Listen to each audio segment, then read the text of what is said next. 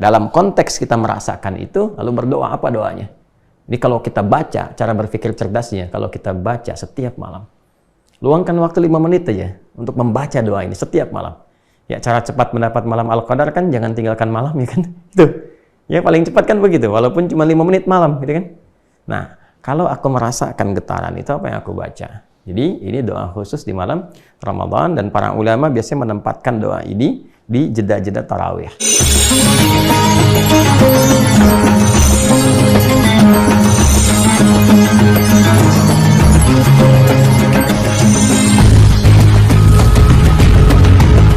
Kita ambil dulu hadis riwayat At-Tirmidzi.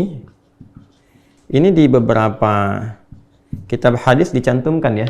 Ada di At-Tirmidzi, ada di An-Nasa'i, ada juga di Ibnu Majah, termasuk di Musnad Ahmad ada. Ya, kita ambil dulu yang hadis riwayat At-Tirmidzi, nomor hadis 3000, nomor 3513. Ya.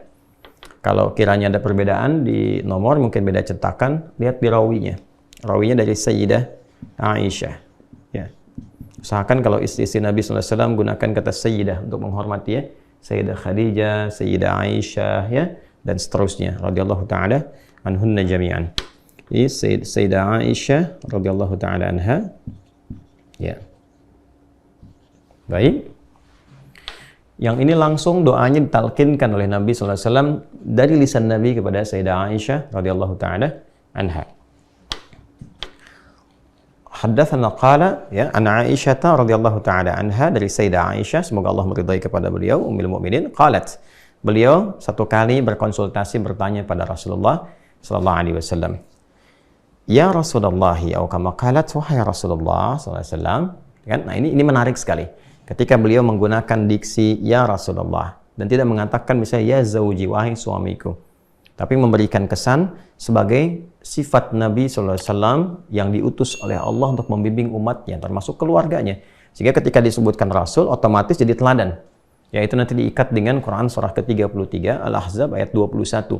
Laqad kana lakum fi rasulillahi uswatun hasanah. Sungguh telah ditetapkan pada kepribadian semua yang melekat pada Rasulullah. Ingat, Rasul dengan sifat Rasulnya.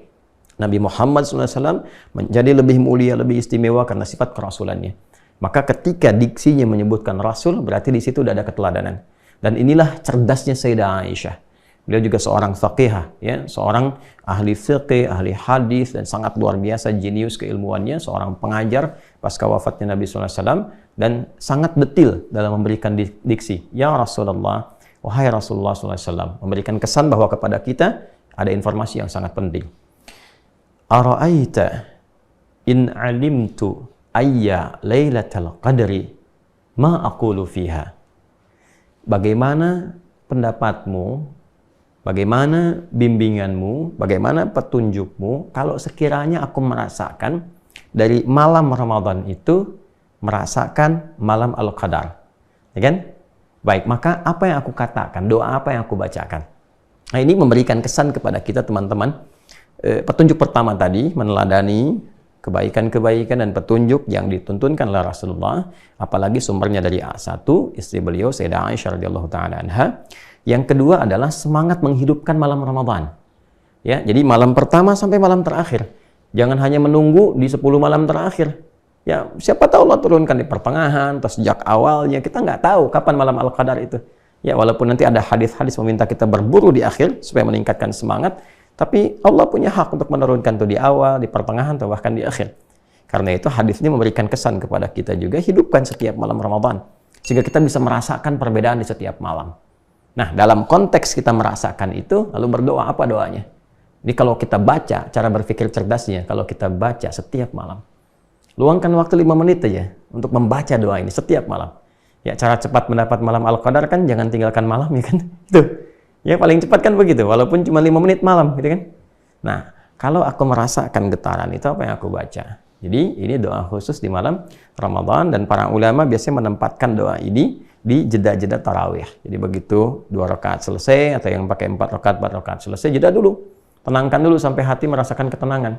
Makanya disebut dengan tarwihah, jamaknya tarawih. Ada jeda yang menenangkan kepada jiwa. Ya, apa yang dibaca? Kata Nabi, quli, ya maka katakanlah, berdoalah. Nah, ini doanya ya. Kita tuliskan Allahumma innaka afuwun tuhibbul afwa kan fa'fu anni. Nah, ya. Di riwayat lain saya kasih kurung, ini ada tambahan karim. Silahkan, tidak ada masalah menggunakan yang manapun.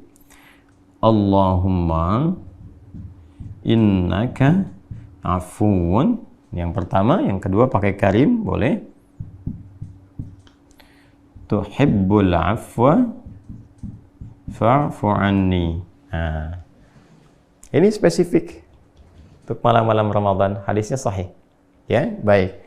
Allahumma, ya Allah. Saya pernah sering kali bahas, kalau Allahumma itu adalah kalimat ya Allah yang disatukan, menunjukkan pada ketundukan, ketawaduan, dan penuh harap. Jadi kalau menggunakan kata Allahumma, ada ketawaduan di dalamnya, ada penuh harapan, kan?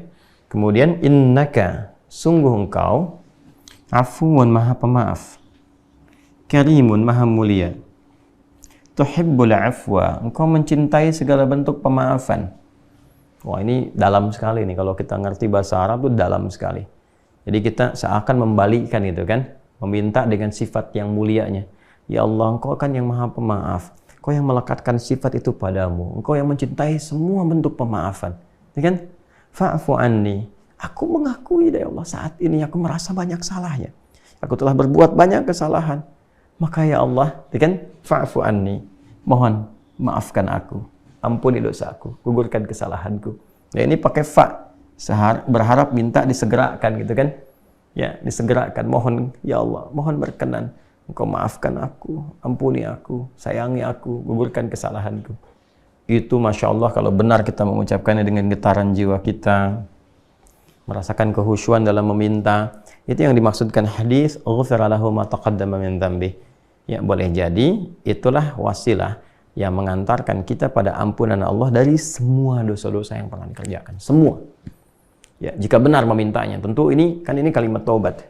Ya, kalimat taubat. Jadi yang pertama yang ingin disampaikan teman-teman semuanya, bahwa Allah Subhanahu wa taala memberikan petunjuk pada Rasulullah sallallahu alaihi wasallam untuk mengajarkan kepada istri beliau tercinta Sayyidah Aisyah radhiyallahu taala anha, yang diteruskan tentunya kepada kita umatnya, doa-doa spesifik, permohonan spesifik selama Ramadan. Dan yang pertama adalah doa yang terkait dengan malam Ramadan. Nah, teknisnya saya persingkat, doa ini dibacakan di sela-sela sholat tarawih, kan? Jadi di antara jeda, misalnya kalau menggunakan formulasi baik itu 11 rakaat atau 23 rakaat atau bahkan lebih. Jadi kalau ada yang 2-2, maka setelah 2 itu jeda sebentar. Jangan langsung bangun lagi, tenang ya, tenang. Ya, kalaupun menunaikan berjamaah, tenang sejenak, berdoa dulu, baca dulu ini. Ya Allahumma innaka afuwun karim, atau Allahumma innaka afuwun tuhibbul afwa fa'fu anni, kan? Nah, kalau sekiranya untuk banyak, ganti kepada anak saja. Allahumma innaka afuwun, atau Allahumma innaka afuwun karim tuhibbul afwa fa'fu anna, gitu ya. Dan untuk jamak demikian. Nah, kadang-kadang di beberapa masjid diingatkan, ada salah satu yang mengingatkan kepada jamaah membacakan, karena nggak semua orang tahu itu cara berpikirnya ya. Jadi jangan langsung berpikir, oh ini salah, ini bid'ah, ini begini. Tidak, Anda berpikir yang lebih bijak ya. Berpikir yang lebih bijak. Kalau sudah pada tahu ya tinggal dipraktekkan. Kalau di masjidnya sudah pada tahu, ya silahkan masing-masing. Tapi beberapa masjid ada yang belum mengerti. Makanya ulama kita dulu nggak banyak teori, dibimbing langsung di lisannya untuk ditalkinkan, disampaikan. Ya, jadi ada, silahkan kalau misalnya sudah pada mengerti, kita ajarkan sekarang, minta masing-masing. Ya, beberapa tempat ada masyarakat yang kalau nggak dibimbing dia nggak berdoa, dia nggak tahu. Seperti masyarakat di awam, jangan disamakan. Ingat ya, fikih itu nanti akan selalu berkesesuaian dengan karakter setiap muslimnya. Jadi jangan samakan orang-orang yang sudah mengerti dengan masyarakat awam, orang-orang yang menengah pendidikannya atau bahkan cukup baik, bisa memahami, mengerti, dengan orang-orang yang pekerjaannya sangat sederhana. Ya, dia bertani, dia berkebun, dia pulang itu dia nggak sempat belajar ini itu, dia pahami yang pokoknya saja, itu pun sudah ada babnya. Jadi lengkap di Islam tuh, babnya lengkap. Nah, jangan semua harus ditarik, harus sama seperti Anda, tidak. Ya, kita harus bijak melihat dan bijak juga menilai pada diri sendiri. Kan yang dihisabnya kita masing-masing, ya kan? Tapi nanti ada fikih ranah ulama yang di situ kemudian disesuaikan kepentingannya dengan masyarakat-masyarakat yang bisa mendapatkan bimbingan sesuai dengan karakter mereka. Ini gambarannya. Kemudian dibacakan dengan penuh kehusyuan, ketawaduan, permohonan yang dalam kepada Allah sehingga kita merasakan getaran.